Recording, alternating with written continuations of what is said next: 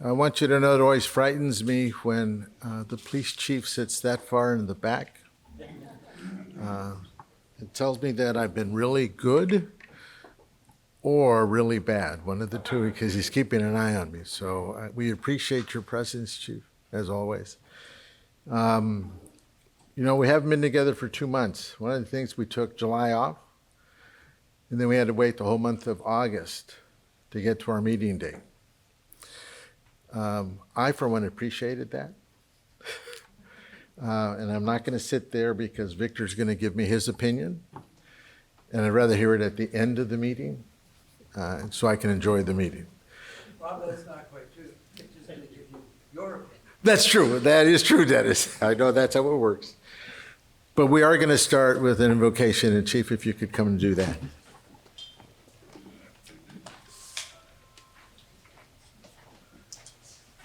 Thank you, Bob.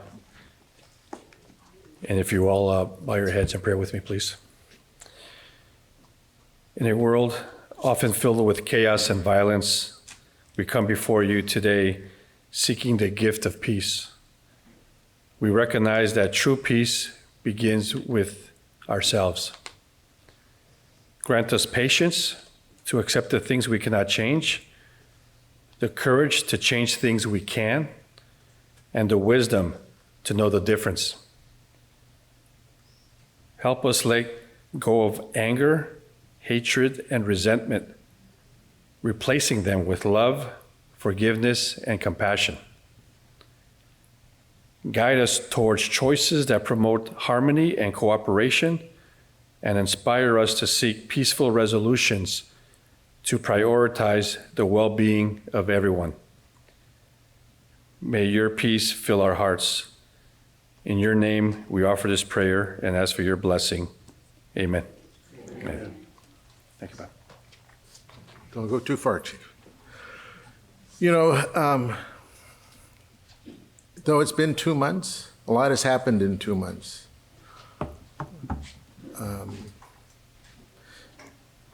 San Jose is a beautiful, wonderful city that things happen in that you can find happening in almost any large city.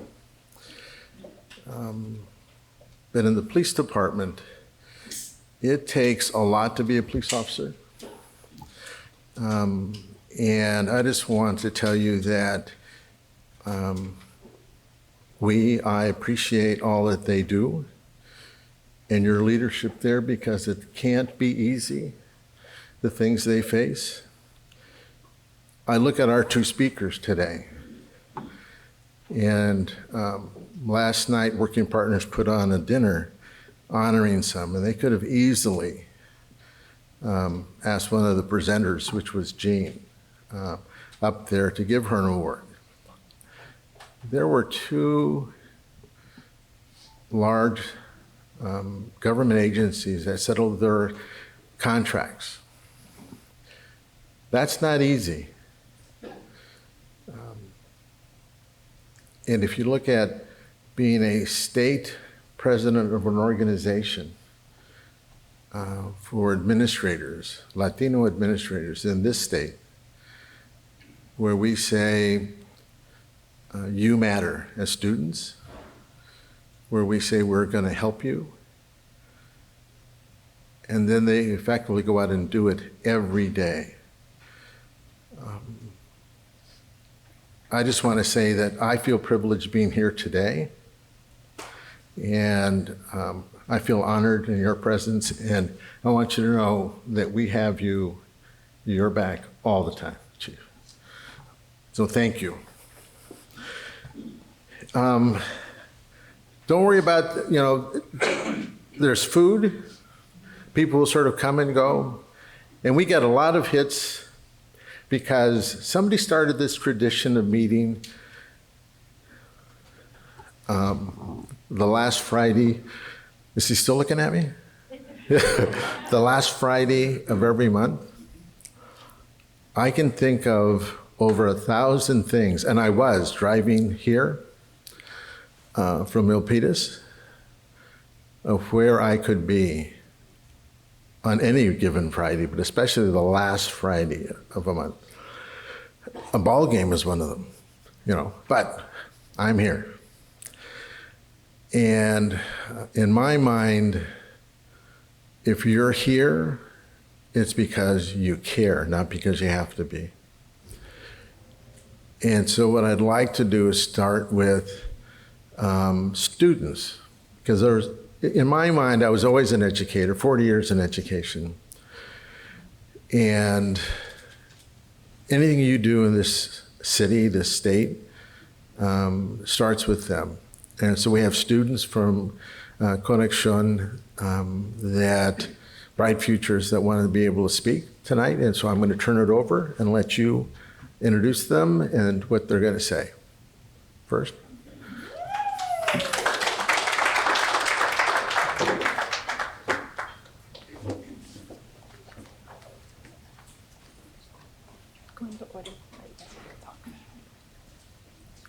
Hello, everybody. My name is Adriana Vasquez. I am a part of the Bright Futures program with Conexión. And today I have with me 4 young adults that would like to talk to you about how our program has helped them and how it has impacted their life. I'd like to start by saying thank you for taking the time out of your day to come here to hear all of us speak. My name is Nicole Quintero. I'm a senior at Yerba Buena High School, and the program has helped me personally become more extroverted than ever before. They've helped me discover what career I want to pursue and explore all my options there is to know. How to build stronger human connection, patient trust, and most importantly, to be compassionate and confident with myself. I could say also that they provide food for me to take home for my family. They give me rides home, and they have allowed me to experience things that have never crossed my mind to ever do. Thank you.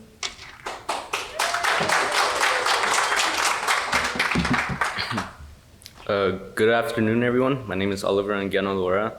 I am a junior from Yerba Buena High School, and I would like to talk about my life before I joined the Bright Futures program. And what the program has done for me since then. I wasn't really a social person. I didn't really have that much friends. And that's when I found out about this program. Adriana here explained it to me, and I was hooked, and I joined. And so far I made all my friends right here with me. And they would help me in school, out of school, with my homework, personal life, and just in general. Then I would really enjoy the stuff we would do for the program, and for everyone else, thank you.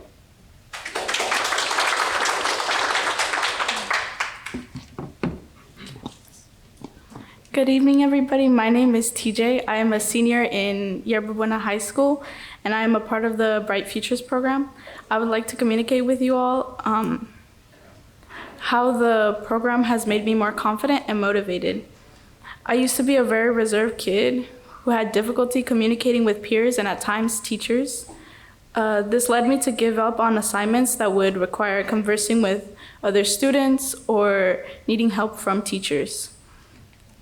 I also had a difficulty with public speaking, but ever since I found out about this program, I have been given multiple chances to voice myself and get used to talking to others. The energy of the space was said to be friendly and welcoming, bringing me a sense of comfort, and the outings have made me feel closer to the members of this program. Thank you.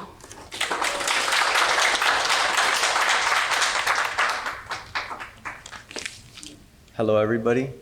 I hope you're all having a positive day today. And my name is Isaac Castañón. I'm from Yerba Buena High School, and I'm a junior. Before I started the program, I wasn't not the best kid. I was in the wrong crowd, not on track to success. But through this program and Bright Futures, they really set me up and put me in check and really helped me with everything that I needed help with. So I appreciate you all for that. And it helped me with the experiences that I would have never had if they weren't there. Through the outings, the community service, and the workshops, I learned a lot. So thank you all for the help that you guys really did. And this is my first time public speaking, so this is another new experiences that they gave me.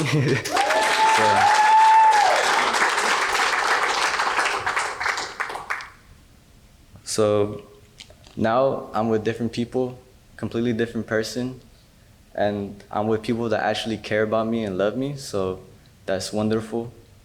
And thank you all for listening, and thank you for the people that fund us. You know, it really helps, and I would appreciate if more people were to fund us. We are losing staff, great staff, and it would just be so great. I want other kids to experience all the things that I experienced, so any funding would help.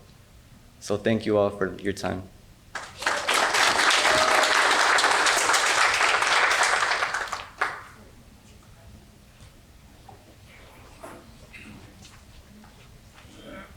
How do you top that? Wow. My name is Caroline Mireles Saylor. I'm not a student at YB or at Overfelt, but I am the recruiter for Bright Futures, and I'm here to possibly ask for your time, and it's going to be a rewarding time for you to be a mentor to these youth, not just these, but there's other ones out there. These are just a small portion of success stories that you've heard right now, but we have so much more. These youth are just hungry for a relationship that they're able to speak and someone to listen. Okay, maybe just a little bit of advice, or just to see how their day was going, and maybe you share how your day was going. Okay, and what experience you have, your careers that you have gone into, and maybe they want to go into the same careers, or maybe you help them go into a different type of career. But all they're asking for is time, lending an ear. But as I passed out on your seats there, there's pamphlets like this. Okay, and in order for us to receive a little, and you're going to receive a lot of happiness, I'm telling you that. In order for us to receive, we have to give a little, and we're just asking for some time. And you know what? I wasn't expecting Isaac. I can share a little bit with Isaac and Oliver that these young men were very, very quiet. I mean, you could say boo to them, and they would jump. Okay. But now, you know, they're talkative. They use different choice of words. You could tell that they're growing, and these children are growing. They're, you know, maybe they walked around with a little gray cloud over there, but now they're so colorful. They're so colorful with life. And I've gone out with to events with them. We've gone zip lining. We've gone camping. There's other places we've gone, and they just have so much fun to see these kids' face light up, you know, because they haven't experienced things like this. And these things that you're invited to do as well. Okay. And if I can do it at 62, it doesn't matter what age, you all can do it too. Okay. So my kids, you know, empty nest, me and my husband are empty nest. We have 5 children. They're all out of the house. And now we just got our first dog on Friday. Okay.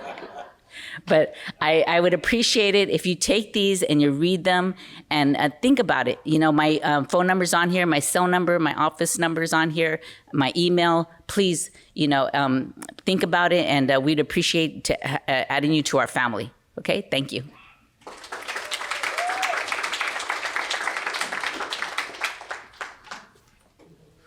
Remember, they always come back, though, if you're an empty nester. My 35-year-old came back. I tried to move, but he found me. The program is funded by San Jose Best, correct? So one of the things, whoever has the mic to hand out, we're gonna do introductions. Oh, I do. Okay.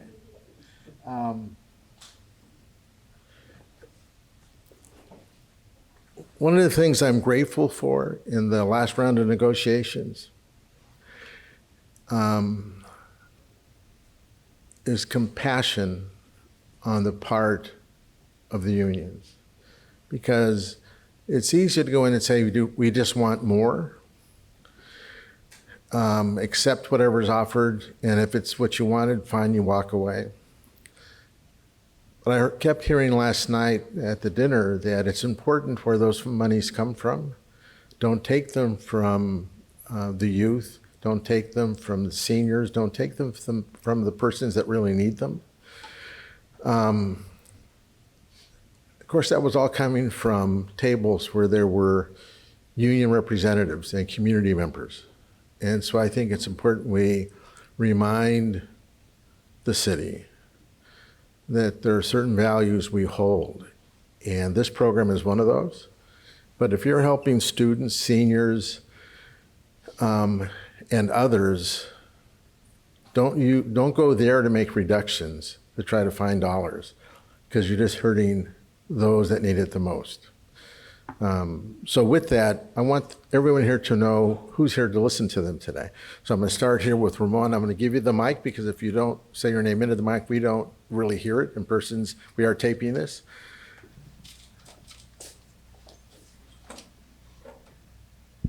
I'm Ramon Martinez from La Raza Historical Society, and we collect history. That means I'm going to be in your face with a camera.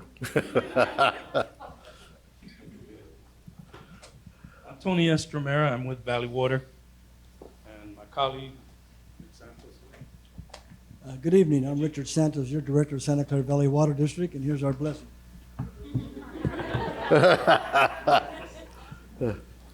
Once again, I'm Nicole Quintero from Yerba Buena High School. I'm Isaac Castañon from Yerba Buena High School. I'm Oliver Anguiano Loera from Yerba Buena High School. I'm TJ, and I'm from Yerba Buena High School. My name's Paloma, and I'm with my aunt.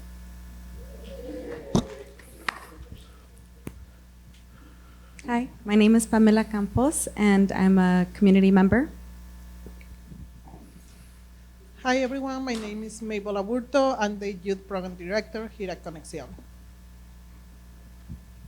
My name is Teresa. I'm with Bright Futures. Hi, my name is Esmeralda Jimenez. I'm also a Youth Life Skills Coach at Bright Futures at Overfell. I also do community organizing.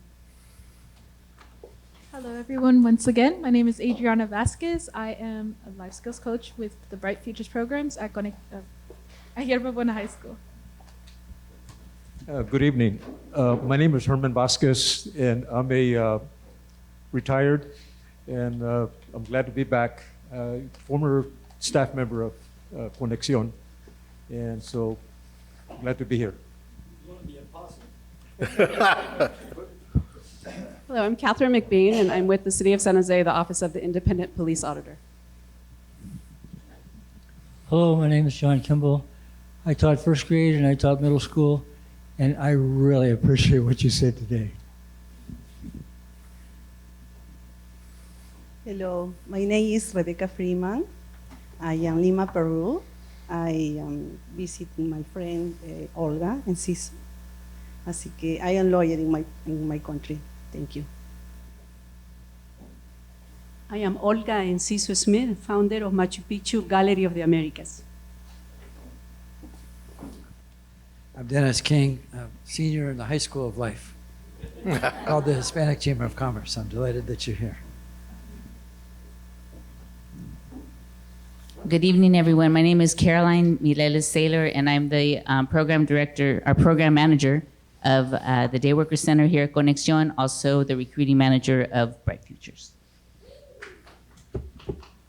Good evening, Alberto Carrillo. I'm a veteran, and I retired from the Office of Human Relations in the county. I'm like you, I've been around a while in the community, and I'm glad to see you. Some of you guys that I've been around for a long, long time. Thank you. Hi, Lori Ramos Chavez, Vice President with Conexión. Buenas noches, Carla Torres. I work at the County of Santa Clara. The young people, you inspire me. They say that we don't have enough bilingual people to serve. That's not true. You guys are here. So, I also am here representing a group called El Comité with the county. Hi, my name is Van Le, and I'm Eastside Board Trustee. I'm glad to see so many students in Eastside, and I'm also a candidate for Board Supervisor District 2, Santa Clara County. Hello, everybody. Diego Martinez. I'm from the office of Councilmember Omar Torres, and I'm also a school board trustee for Oak Grove School District.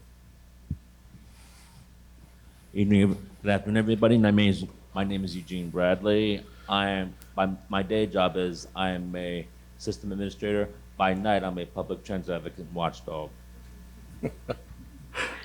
Hi, buenas tardes. Michelle Pelayo Osorio. I'm a deputy chief for Supervisor Lee, also carrying the hat of LULAC. Hi, Victor. Hi, my name is Misael Lugo. I'm the community outreach for District 7. Hello, my name is Tony Mata, your police chief, and I'm a resident of San Jose, and a graduate of St. Rita High School in Chicago. Danny Garza, Plata Arroyo Neighborhood Association Chapter Chair, MAPA, a ton of others, GI Forum. So, appreciate it. Hi, I'm Eric Kristich, former chair of the Hispanic Advisory Committee for Employees at NASA Ames Research Center.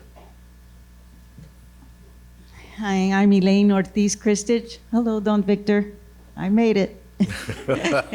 I'm the EVC chair of the Enlace program, and also here part of South Bay Labor Council, and I represent AFT 6157. Good evening, everybody. My name is Enrique Flores, a friend of the Raza Roundtable. Always feel at home here, so thank you.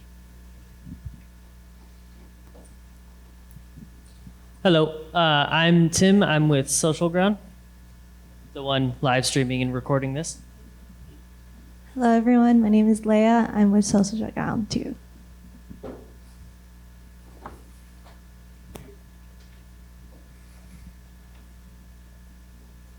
Manu Martinez, President, CEO for KCXU, our community diverse radio station.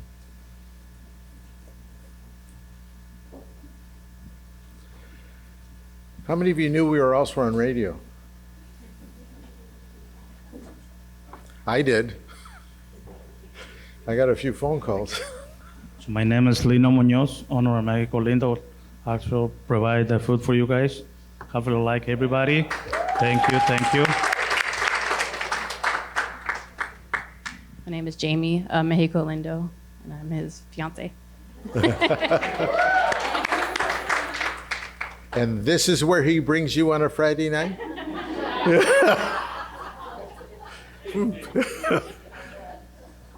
So we're going to start. What do you think of when you get around Labor Day, which is next weekend? And it's this time of year. Water. Okay, what's the second thing you think about? That's right.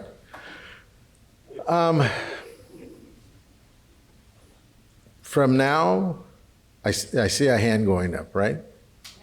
I was just going to ask you if I may interrupt you for about 1 minute. For as long as you'd like, sir. Thank you. Wait, let me get to a mic. My cholo friend, where are you?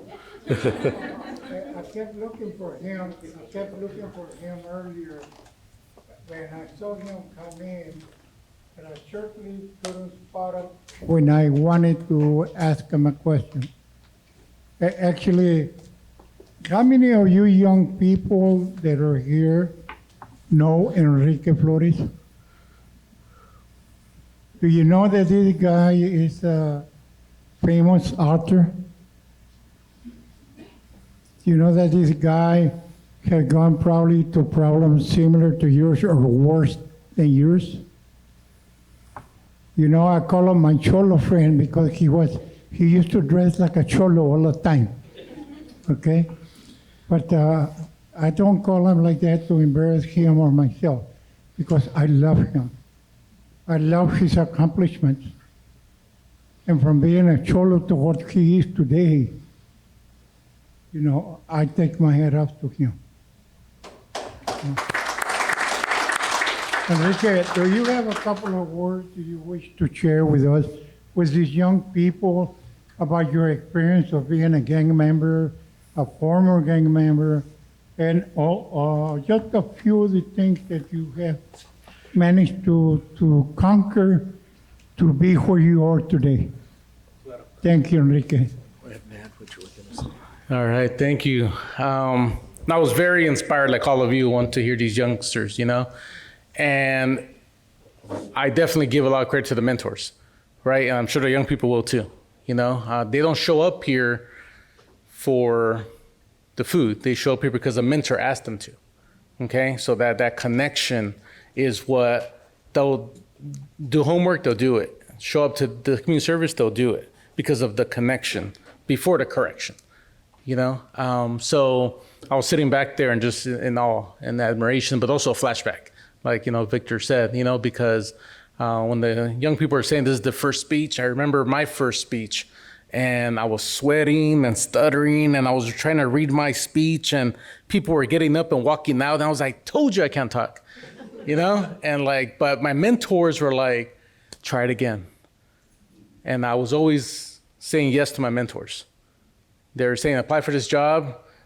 I believe 100% I don't qualify, but yes, sir. Yes, ma'am. And like just, that's how they led me forward into a better life, you know?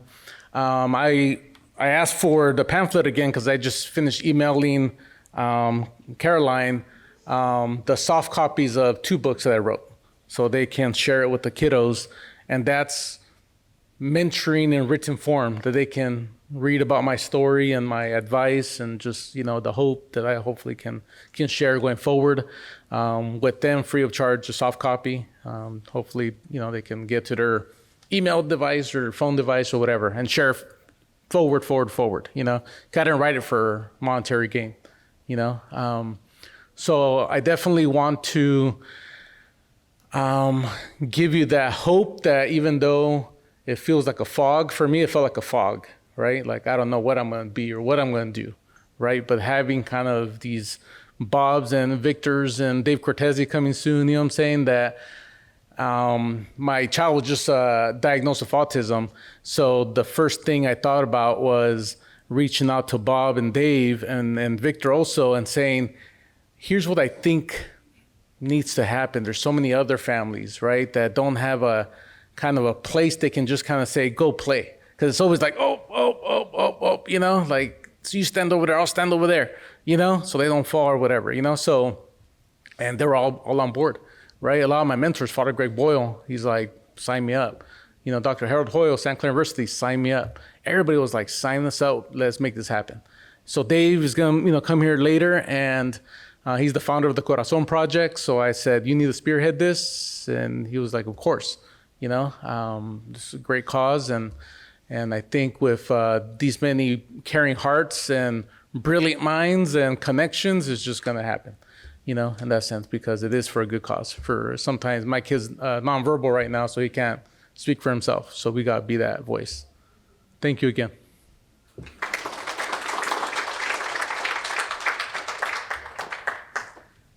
So you should know, Water District, we're coming by to talk to you about parks that will have a water element, but it really is for students with special needs. And we think that's something we can do. We're going to both be coming to the fly fishing adventure folks are having that teaches students, that inner city student, urban cities, students to do that. I don't fly fish, but I'm willing to learn and then take other students out to do that. What you're going to learn is that we're trying to extend ourselves more, and not just sit in this room, tell you what we don't like, and then go to our houses afterwards. We have to do something. So he did come to see you first, Victor. I'm on this. He did come to see you first. Yeah, but then second, he was going to come talk about the park. But I did make a promise, and I'm trying to keep it. What time is it? I'm almost there. Okay, you're good? Okay. When I was working, I was notorious for sticking to the clock. If I said I was going to be there at 6, I was there at 6. If I was going to leave at 6:05, I didn't care what was going on. I left at 6:05. Something has happened to me that I sort of slid into this I get there around 6. I kind of leave around when I feel like it, and I enjoy that. Others, not so much. So, our first speaker.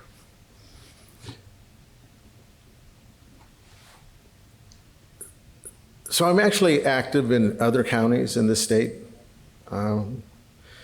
mostly because I don't know how to keep my nose out of other people's business. And I tell everybody that, Riverside, Orange, LA, Santa Clara County, we have them all beat right here. And it's not the elected people that do that.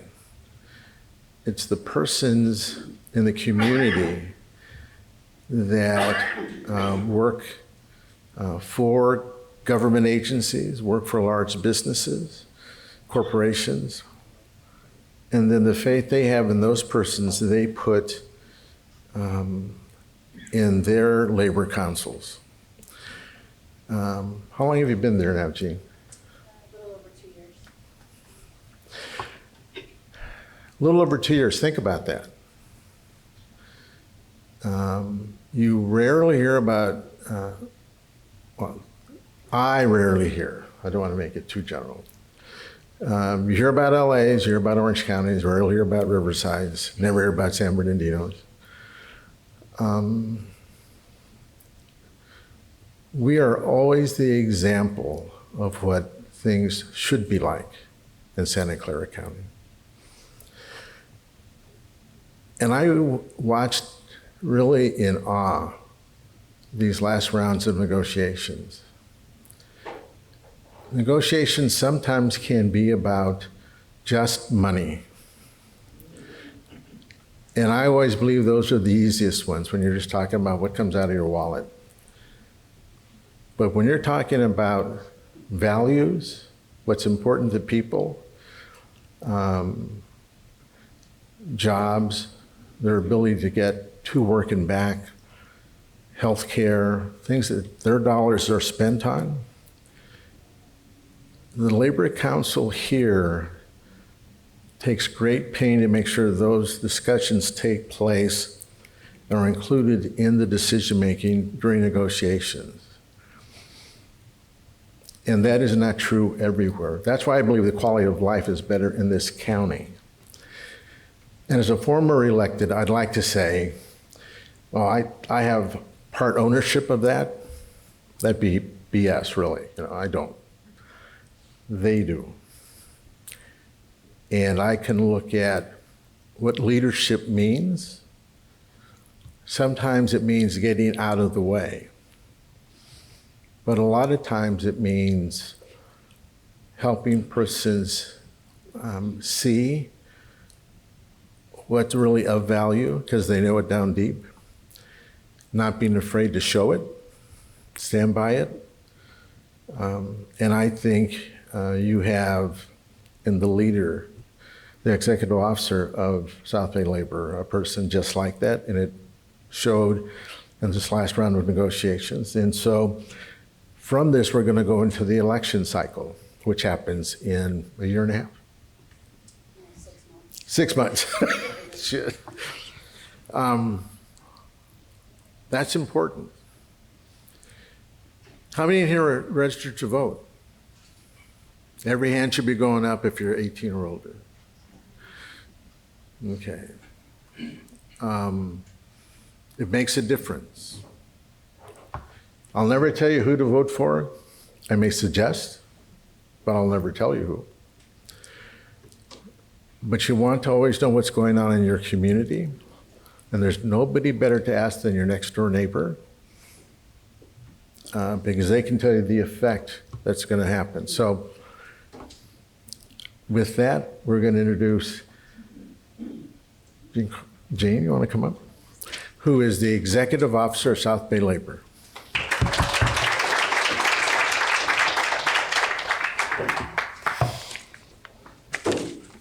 Good evening, and thank you so much, Bob. It's beyond an honor to be here. I'm a San Jose native, and I was born and raised in downtown San Jose, and so for me, this is the community that I'm familiar with and that I love, and that I'm serving in the ways that I learned from my mentors and from the expectations that the community around me set when I was young. And so I want to say to the youth in the room, you can do whatever you want. You have every opportunity. I encourage you to do internships. I encourage you to utilize the relationships in this room to achieve your goals, and everything is possible. So just remember that. And also remember that the labor movement can help you achieve all of that. So first slide. Next slide.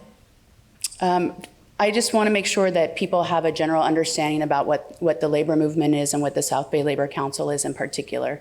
So I'm elected to serve union members in Santa Clara and San Benito counties. And I have over 101 unions that I'm responsible for. And those unions represent firefighters and nurses and janitors and construction workers and every job you could ever imagine.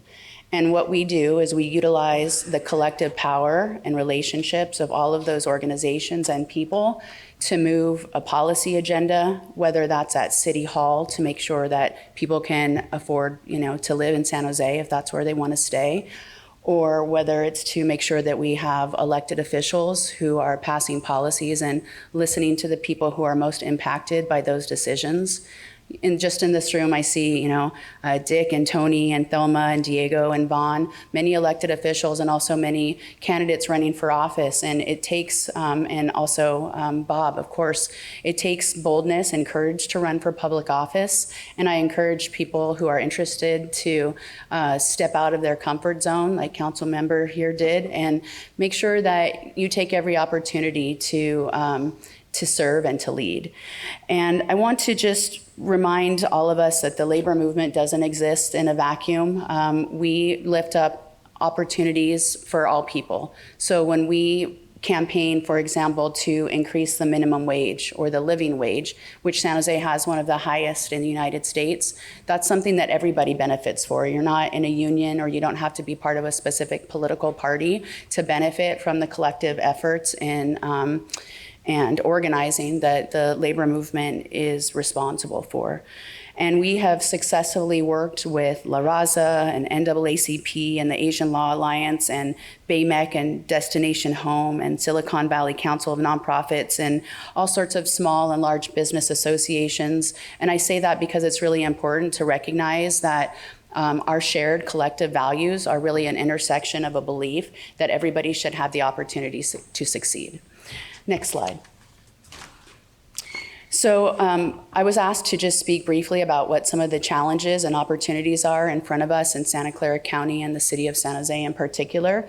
Many of you have probably seen in the news or heard from your friends. I know there are county employees in here and city employees about the opportunities and challenges of being an employee in Silicon Valley and being able to pay your bills and to feel like you can successfully support your family and also enjoy your life and retire with dignity and not be stressed out by all the things that make it really hard to be present in the world. And so a few of the observations and experiences that the workforce at the city of San Jose and the county of Santa Clara experienced in particular have just been a lack of investment over the last really 30 years in building up a workforce and an infrastructure that can make sure that we're delivering the important services that people need. And some of that is intentional, given whoever's in charge of politics at that time, and some of it is because of the economy or things outside of our control, like COVID. We really, I think, recognized as a community that we can say that workers are essential, but that's not unique to one period in time. It's a constant, and we have to make sure that we're consistently reminding each other and our communities about that shared value, that when people couldn't leave to go buy groceries or food, there were still people who had to bring that food and those groceries to us, and they risked their lives, and many of them died. And what that also, I think, surfaced was that most of our neighbors are often living on the precipice of poverty, of homelessness, of not being able to continue to live and work in the communities that we care about and where we want to be successful in. Next slide. So this is just an example of, I think folks are pretty familiar in this room with the important work that the County of Santa Clara provides. It's really the social safety net for people, whether they're coming out of prison or whether they're foster youth or whether they're trying to make sure that they have food on the table or whether they want to pay their taxes and, you know, help Larry Stone. It really doesn't matter. There's a lot of important work that happens.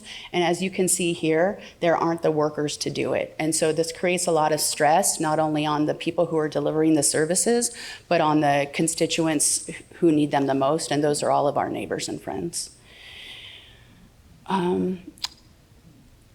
Ongoing negotiations that happened with the city of San Jose and the labor unions that Bob was referencing really just, again, surfaced what we knew to be lack of infrastructure and lack of resources. And many people in here are advocates and organizers and policymakers.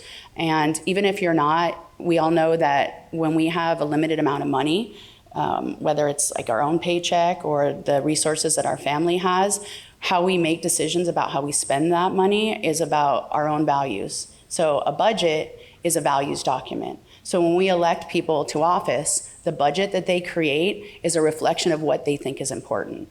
And I know that as a labor movement, what we think is important is making sure that the people who are doing the work are actually benefiting from that capital, because there's no work and no labor that has, you know, or doesn't deserve respect for every type of job, no matter what it is. Next slide.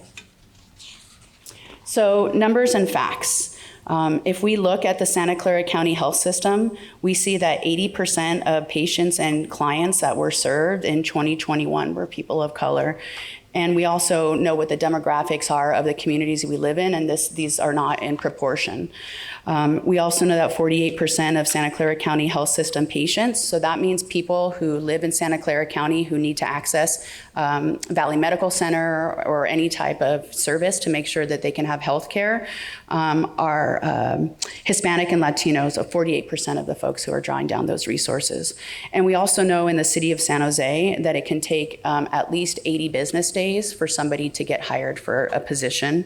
And oftentimes that can take months, if not going into half of a year.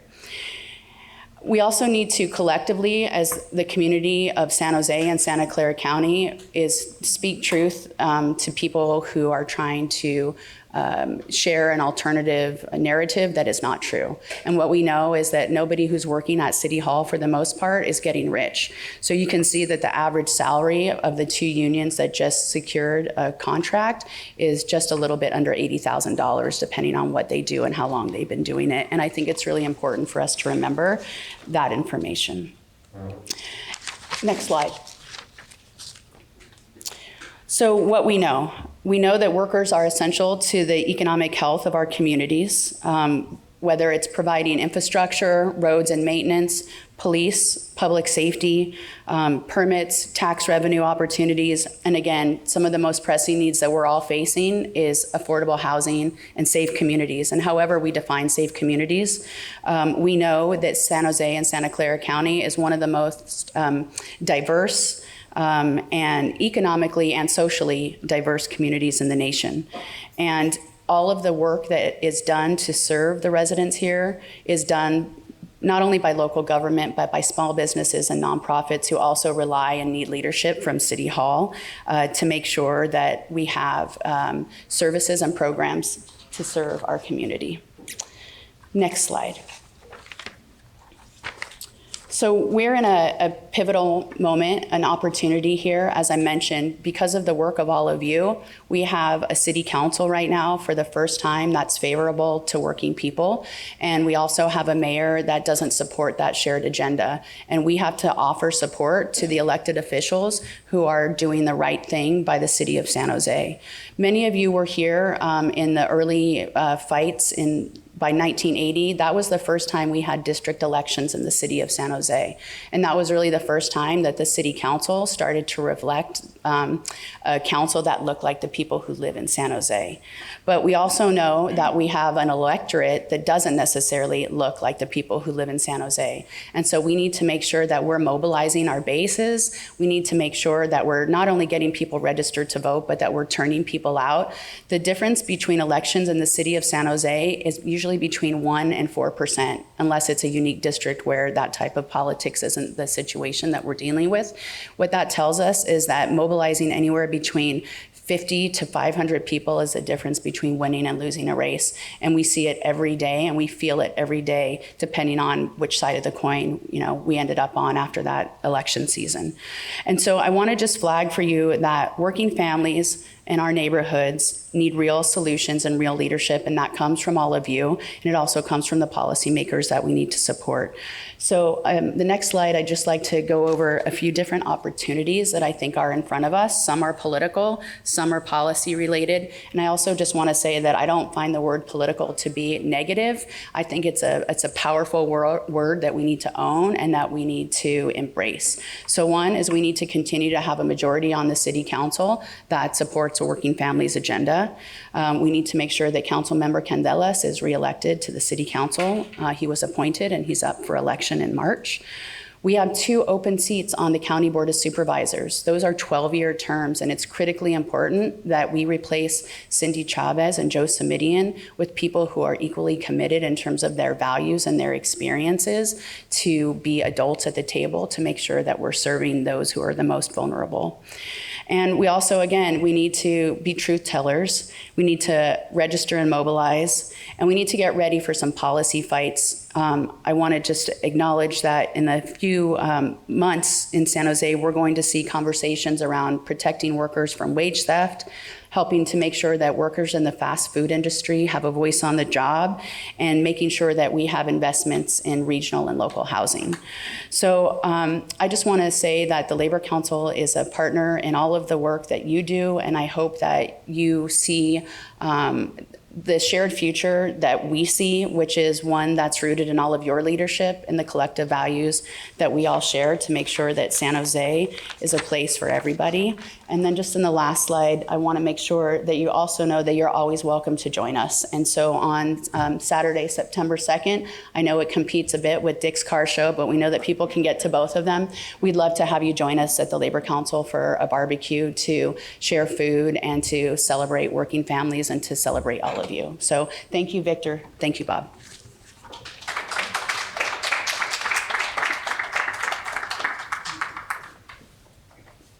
She actually thinks she's not going to get any questions, right? So they do get to ask a few questions, but you need to take the mic to make sure we pick it up. So Dick, you want to go first? Yeah, it's hello, got me? Basically, it's a comment. When you have education and labor, they go together, because these are the folks that get you prepared for jobs. And I can only say this: I've been in labor all my life, and without them, I wouldn't have the benefits I have today, and to be able to be, a good life. Without labor, it wouldn't happen. So again, thank you so much for what you do. Thank you. I don't see any other hands. You have them spelled out. Beautiful. Thank you. Thank you so much. It's an honor to be here.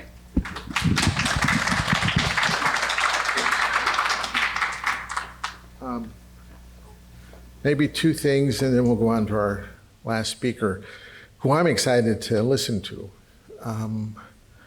One is Victor always likes to talk about one of my past associations with a particular political party. He never mentions that I'm still continue to be a member of 2 unions. California School Employees Association and CTA, California Teachers Association. I'm still an active retiree member, but I'm still active in both those unions. He has yet to ever mention that. I don't know why, but I said I'd mention it. And I do want to be able to say at least one thing, and that is, having been both a school superintendent, a school board member, and on the city council, you're going to have these kinds of issues when it comes to negotiations all the time. I've never known a group to go in and both sides agree what should happen, and everybody's done and they're gone in an hour. It doesn't go that way. What's important is what happens afterwards. The true leaders come out, and when it's all done, try to find a way to bring all the sides back together and say, how do we go forward? How do we work together as a team? So I've seen that at the county now. I'm looking forward to seeing that at the city now. I'll have more to say about that at the end. I want to go now to an organization that I am a member of, CALSA, California Association of School Latino Administrators. And I've been a member a really long time. But we are lucky to have Dr. Fuentes with us, who is from Berryessa School District. And she is the state president. You have to know that if you want to talk about what's going on in education for Latino students, what's going to help administrators and teachers do better to help our students. Well, Dave, you don't have to go very far. You don't have to go to Texas to find out. You don't have to go to Arizona to find out. I'm just going to go about 3 miles outside of Milpitas and go to my neighboring district to find out. They need more members, I think. And they are going to have a conference, is it here, soon. So I'm not going to talk about anything she's got going, but I want you to know we're lucky to have her in that position. And we should do all we can to support her and her district. I think that it's time that this county recognizes that we have a number of individuals that can take stances that will be helpful for Latino students, pre-K through higher ed. And no person better than right here, Dr. Fuentes.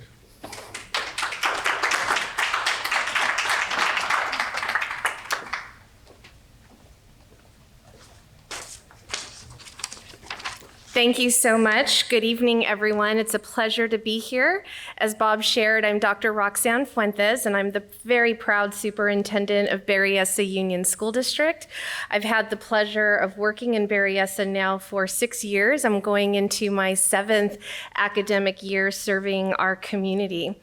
And so this evening, I have the opportunity to share with you a little bit about my own personal story, how I arrived to becoming a superintendent, and then, of course, to share with you a little bit about the CALSA organization that I was just installed as president in July. And so just a huge privilege to be a part of the organization and share with you a little bit of the history, but also about the advocacy and the work that we do on behalf of students across the state of California. So just to share a little bit about my story and listening to the high school students earlier, they're always an inspiration. Student voice is so critical to the work that we do, and they have fantastic ideas. Fantastic ideas for their own learning and for what they aspire to do. And so I'm really glad to see programs like Bright Futures that creates that space, but builds that confidence for students. It was so wonderful to hear many of them say this was either their first speaking opportunity or through Bright Futures, they've had that opportunity, because I get compliments here and there about my public speaking, And that's where I got my skill set in high school during programs doing, just like what they're doing. And I share that it's those experiences that make a difference in terms of what we then go on to do in our future. So I'm really glad that they have that. Just to share a little bit more about my own background, I grew up in Los Angeles in the city of Pico Rivera. And I can't begin sharing my story without giving my gratitude and appreciation to my parents, Rudy and S.B. Fuentes. My dad was a truck driver for over 34 years, worked very hard to ensure that his daughters, I'm the oldest of 4 girls, that we had everything that we needed to be successful. My mom was a stay-at-home mom for my whole upbringing. She waited until my youngest sister was 5 to then go into the workforce and retired as a school bilingual clerk. And so that was her entry. She started as a noon duty supervisor, worked her way into the classroom as an instructional aide, and then, went into the ranks of finally finding her place at a school front office. And through my parents' work ethic, that really just established those key values in me in terms of the importance of working hard, being determined, and having some resilience in myself to just continue to navigate some experiences that I had never experienced before, that my family had not experienced before, and I was going to be the first one kind of going out there to navigate on my own. And I know in addition to that, I want to say how much, my parents also instilled the value of family and the value of community service, and that nothing comes for free. And that we make sure that once we do have resources that we give back and we help others. And I think that's definitely what's taken me into the realm of education. Although I've been here in Berryessa for almost, like I said, going into my 7th year, prior to that, my administrative experience or education experience I started as an avid college tutor at my local high school in the community where I grew up, so in Pico Rivera, and got to be, my first principal position was at the elementary school that I attended. So very special opportunities that I've been graced with in terms of community service and having an impact with students who looked like me and had the same background as me, and being able to share with them, I'm like you, here's what I've been able to do, and I'm here to help you do the same, and that you can. And so I think that's a privilege that all educators have, and that, that's something that we need to always have at the forefront of our work. And so because of my family, and I do want to do a shout out to my little niece here, Paloma. She's my special guest. So really, again, having that opportunity, she spent the day today with me shadowing what does the superintendent do, and I'm sure has her own perception and thoughts about what this job looks like during the day. But it's really important for children to see, the work that we do and what we're trying to achieve. And, and so because of those values and those thoughts, I stand here before you as a school district superintendent, but also as a testament to the power of education and determination. My journey began from being a first-generation college graduate. I know we probably have some in the audience. And to assuming the role of superintendency, which has been filled with challenges, growth, but also unwavering commitment. And there's a quote that I truly believe in, which says, education is simply the soul of society. And you referenced that, Mr. Santos, as it passes from one generation to another. And I think that's every family's goal, is to see their children, to see their grandchildren do better than them, right? And achieve more.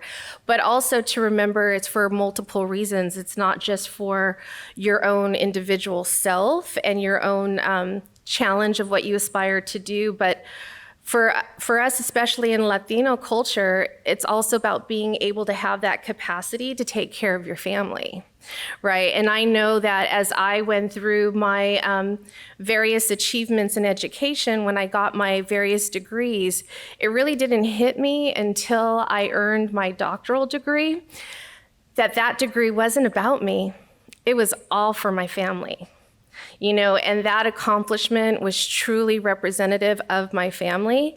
And to see all my aunts and uncles, and I have many, both my mom and dad each have 9 brothers and sisters living throughout the area of LA. They drove, they walked, they took bus to get to my graduation, just that sense of pride, because it was for all of us. We all made it when I walked through that stage.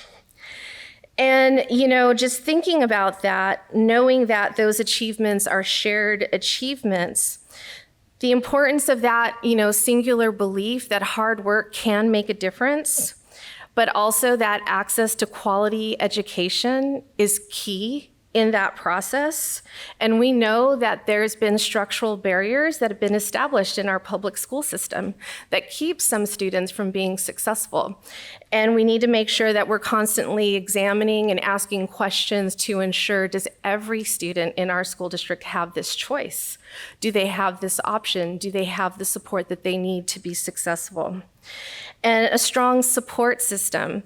I know we had, I'm not sure where he stepped away, he was here earlier, talked about to the students the importance of mentoring.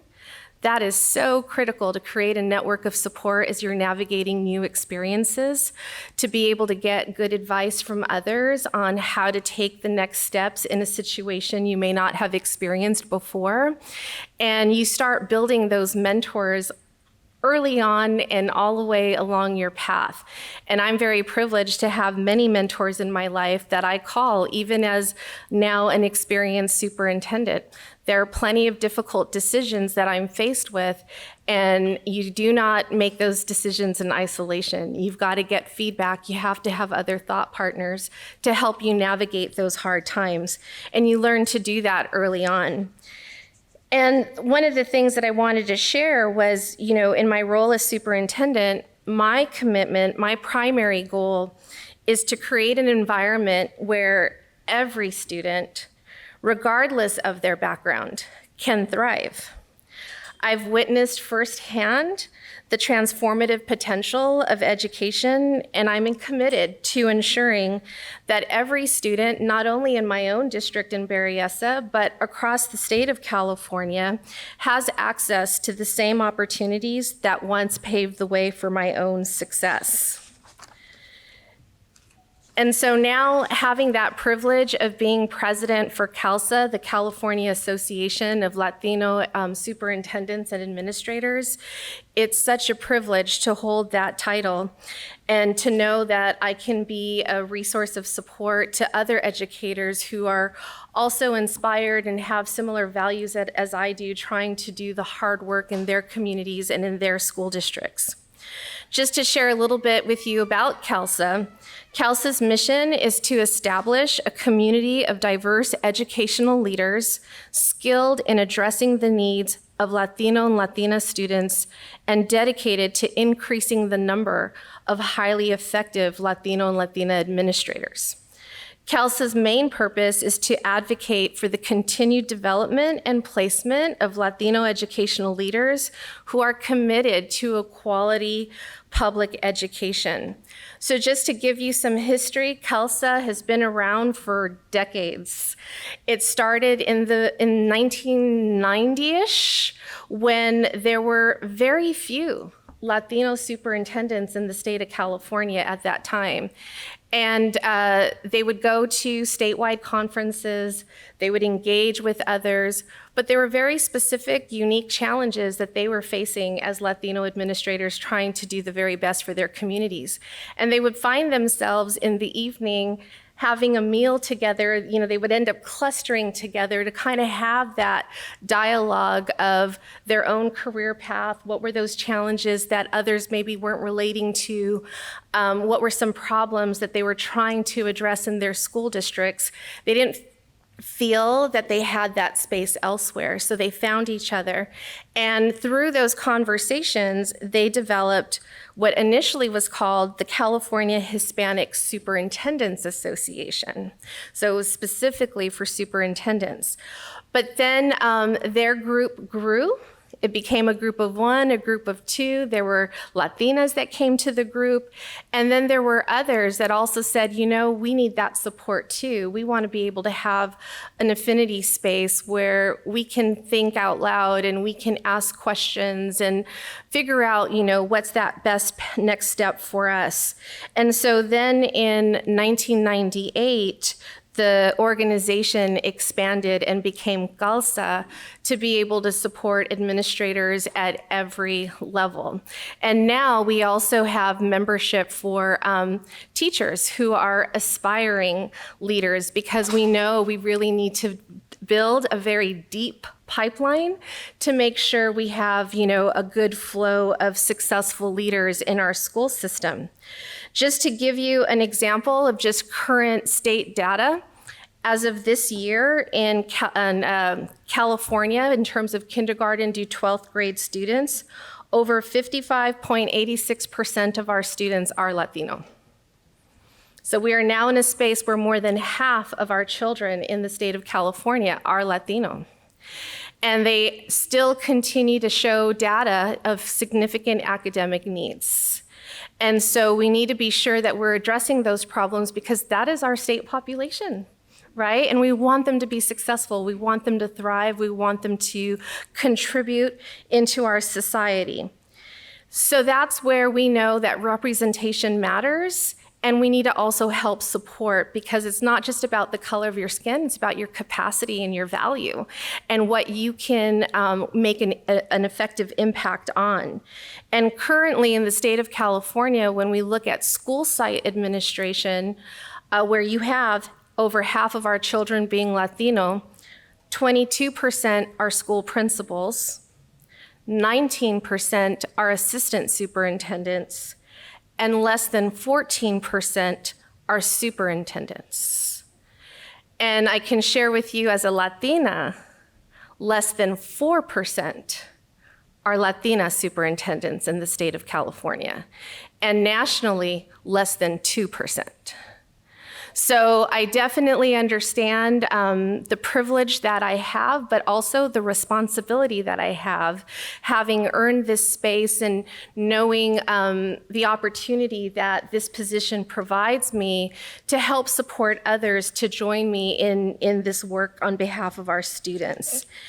CALSA does that in a variety of ways. We have several signature programs that have developed over the years, and I think the one that's been the most impactful has been our mentoring program. So we have a very solid mentoring program.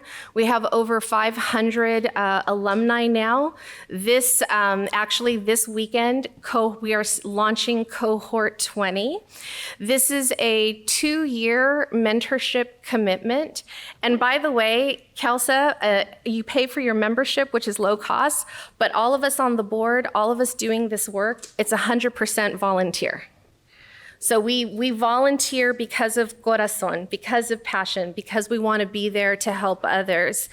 And our programs are either low cost, so our mentoring program, it's a $250 buy-in for 2 years of 24/7 support. And what we do is we mentor, we pair up the proteges with a mentor in that next level leadership position that they aspire to. So if you're a principal, we will establish you with either a central office director or an assistant superintendent, so you can learn from them and build that capacity. And then when that opportunity comes, you're prepared to, you know, enter that space and have someone who will be a life mentor that you can continue to talk to.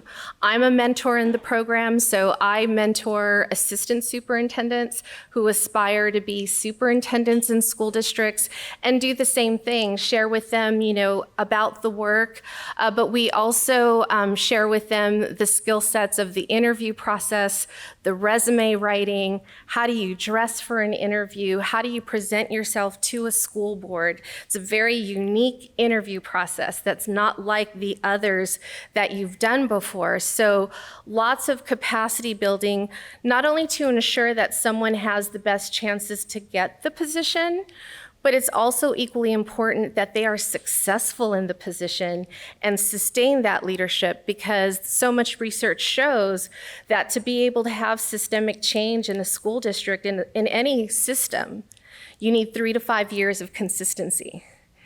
So you need consistent leadership throughout that form. And we're seeing lots of school districts with significant turnover of superintendents, significant turnover of trustees, and you don't have consistency in the student learning and in the programs and services because of those constant changes.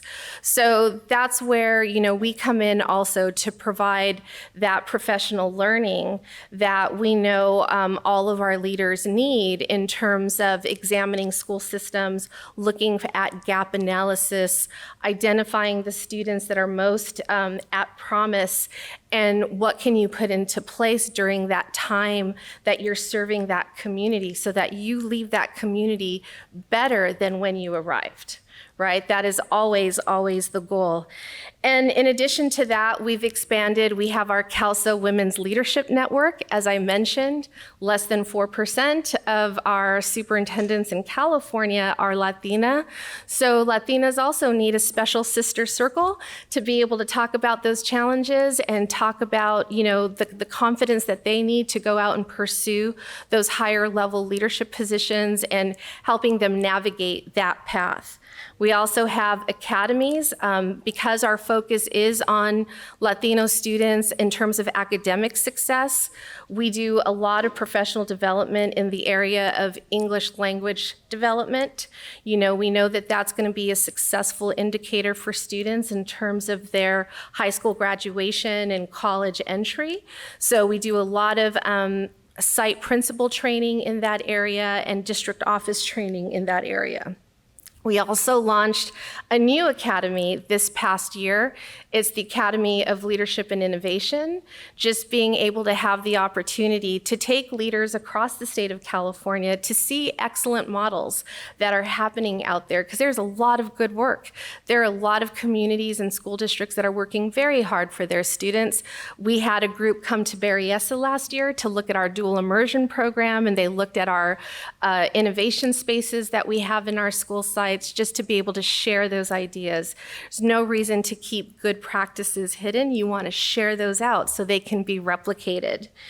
And then, of course, we have our conferences, and Bob alluded, we do 2 each year. We do a mid-year conference and we do a summer conference, which is our largest. This year, we rotate Southern California, Northern California, and our mid-year conference is going to be right here in the beautiful city of San Jose. It's going to be in downtown, February 1st through the 3rd. And we're going to have lots of workshops, wonderful keynote speakers, and a great opportunity to just network and find your people, right? And the one thing I also want to say is, and I make sure to do this, you don't have to be Latino to be a member. I always want to make sure I tell people that, because it's just about your passion and your heart and wanting to serve, marginalized populations and making sure that everyone in your community is elevated. And that's what we seek. And we welcome everyone to the table to do that work with us. And so, as I mentioned, we all need allies. And each of you here, being here tonight, I thank you for taking the time to listen to what I have to share, and to know that, we need you, and that as a community, we do hold the power to inspire and to guide and to instill a lifelong love of learning. Together, we can create an educational ecosystem for our children that nurtures curiosity, fosters critical thinking, and prepares our students for the challenges and the opportunities that our world currently, offers. And, having been from Los Angeles, growing up in a community that was predominantly Latino, and then coming to the city of San Jose and just seeing the incredible diversity that we have, I push myself every day to challenge my team. How are we maximizing that experience for every student in our district? Because not every student grows up with that opportunity. I didn't experience this level of diversity until I went to college. And our children have it now since they're in kinder living in Silicon Valley. So how are we taking advantage of that opportunity for children to learn about one another's culture and learn about each other's history and the assets that each one of them brings, to the classroom? So in closing, I just want to remind everyone that our impact extends beyond the classroom walls.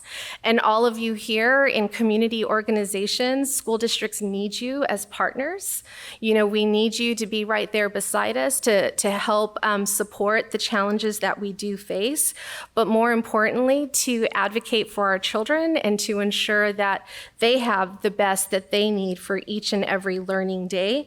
So that way we know that they will also continue to grow with the same values and principles that will guide them not only in a future filled with, a successful career, but also responsible and contributing citizens, right? I think that is the foundation of education, ensuring that we have that.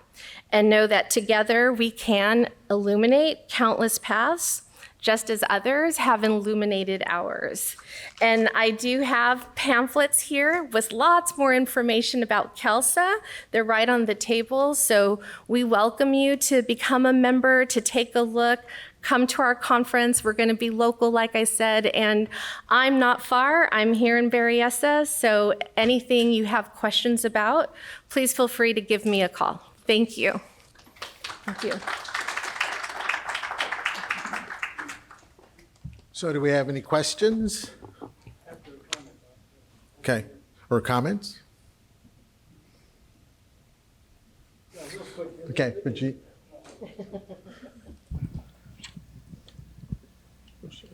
In the Berryessa area, we're very honored to have Superintendent Fuentes. She's been excellent. What you don't know, she comes every month to the Berryessa Citizens Advisory Council and makes presentations because I'm next in line. But the most important, she is also, 2 years ago, Berryessa Citizen of the Year.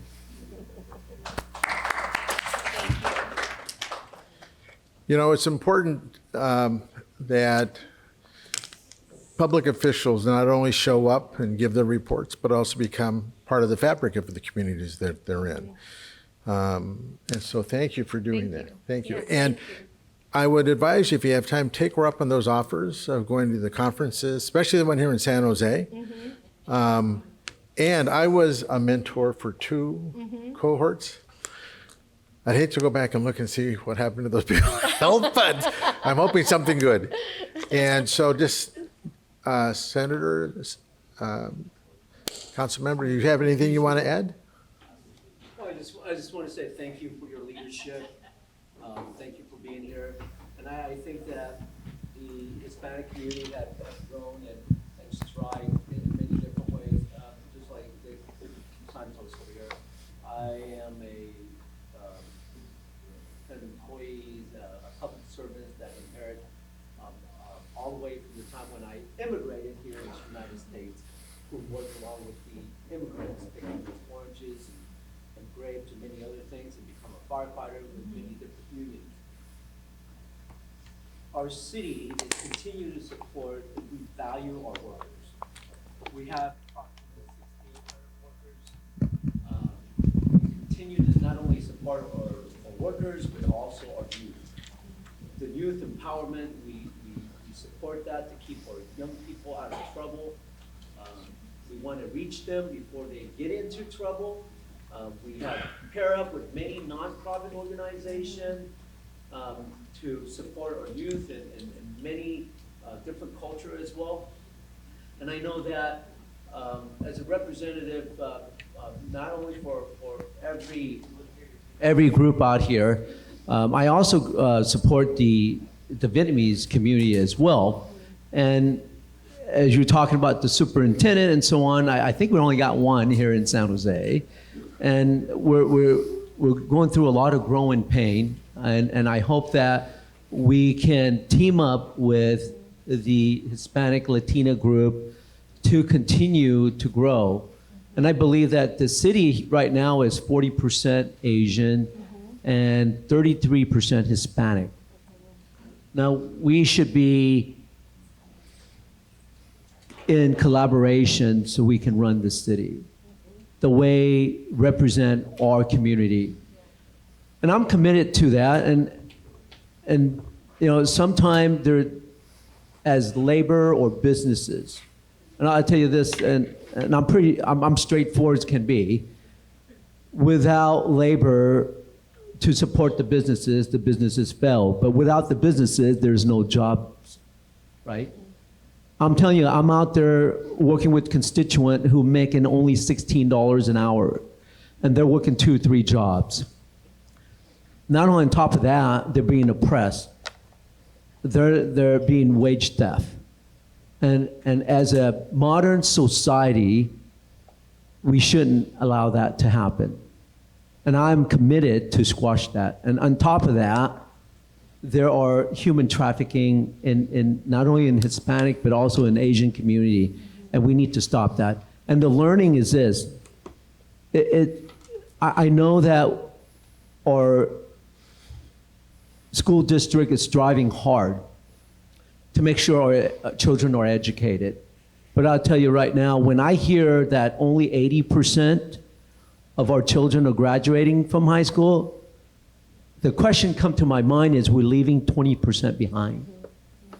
That is unacceptable, right? So we need to change that system. 2, is our children is, I call it globally competitive. I don't believe we are. And we need to change that system of education. Because the education system was developed in 1926, was get the basics and get our children, you know, the adults who got there to work. Our world has changed. And we need to make sure that every single student are great at the STEM. Not only right here in San Jose, statewide, nationwide, global-wise. Because right now, I've seen a lot of kids from other country. They speak 2 or 3 different languages. They speak English. They know how to read, write. And so we need to do better. And you're a great leadership, and I want to thank you for that. And we'll continue to strive together to make it better. Thank you. Thank you. Dave, did you have anything to add or say before we close the meeting out? I'll be very brief. Thank you, Dr. Fuentes. And we got your flyers out, and almost everybody was very interested in that.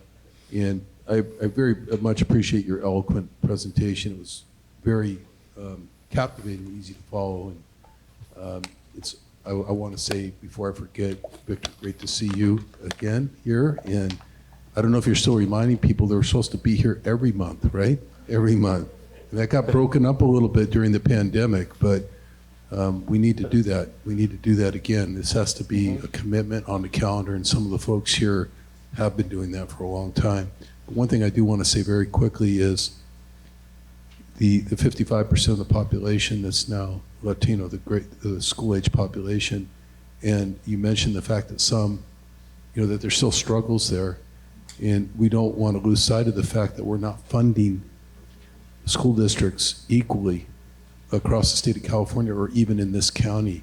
And that's where it shows up. And I know you know that, and you basically said that, but I want to reaffirm that, and I want to confirm that, and I want to say that is a huge fight. I don't know any reason why any school district wouldn't get paid 100% of the enrollment that they're responsible for, equal to any other school district in California. We need to fix that, because families of color are overrepresented in poor school districts. That's no secret. And how do you expect kids to keep up when they don't have the advantage of the kids on the other side of the valley? So we need to do that. Bob Nunez knows that. He's been a great superintendent in this valley, and we've all learned from him. And I'm sure we'll learn a lot more from you. Thank you. Thank you. And we're going to pass the mic around. What I'd asked to do, because I'm looking at the hour and the numbers just keep going down, but feel free to eat. I want you, though, to do your announcements so you can catch it right in front of that camera with the mic, because you are going to be on TV and still on the radio. Two things before we go. We're going to develop a plan to get out our invitations earlier, and I'm looking to the very back, who's going to help develop that plan, because I won't. Two, Dave, though he just left, is going to help us, and Enrique, who was sitting right over there, with the idea about parks for those students with needs, special needs. And this idea originally came up 6-7 years ago with Dick, talking about how the water district could help putting elements into a park if we could go down a certain path. And it'll circle back around, and I think there's ways to put that together in conjunction with schools. And so that's why it's important that Dr. Fuentes is here to make sure that we look at that statewide. With that, please eat, because if not, it's all going to go home in Victor's car. And I appreciate all of you giving up your evening, but make sure if you have an announcement, you go back and say it over there so we can pick it up and put it on our website. Thank you all very much.